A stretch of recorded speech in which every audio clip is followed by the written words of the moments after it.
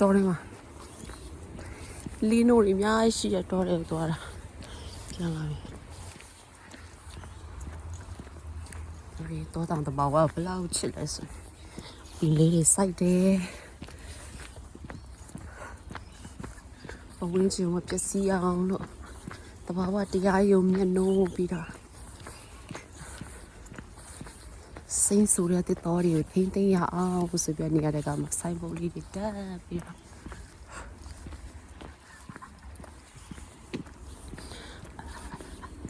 တို့ဒီလိုတိုးတက်တဲ့နိုင်ငံတွေမှာဆိုရင်တရိษံလဲတရိษံရဲ့အခွင့်အရေးရှိတယ်သူတို့ကိုတတ်လို့မရဘူးသူတို့ကိုလွတ်လွတ်လပ်လပ်နေခွင့်ပေးတယ်အားလို့ရောင်လို့တော့မှတစ်ကိုင်းနေတော့မချိုးနဲ့အဲ့ဒါဥပဒေရှိတယ်ဒဏ်ငွေဆောင်ရတယ်တစ်ပင်ပေါ်ရီစိတ်ချိုက်တက်လို့မရဘူးတဘာဝအလားကိုတဘာဝအတိုင်းထားပြီးတော့ခံစားလို့ရတယ်ဒီကလစ်ပင်အများကြီးပဲ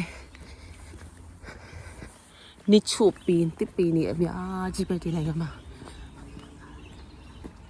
ချောင်းမှာလည်းအမိုက်တစ်စီးတောင်မရှိဘူးရေပဲလေးတွေနဲ့ရေကြက်တွေနဲ့ဘယ်သူမှလည်းတတ်မစားဘူးသူတို့ဟာလည်းသူတို့ပဲ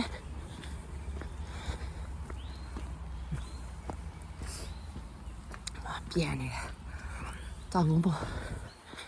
အိုးအတော်တော့ကတော့ downhill နဲ့အဆင်ပြေတယ်အတက်ပိုင်းဆိုတော့မောလာရမှာ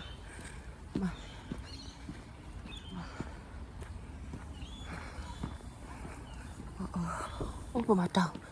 စေးဆိုးရတော့ဒီမှာတောင်းဒီပဲကမတာဖိုင်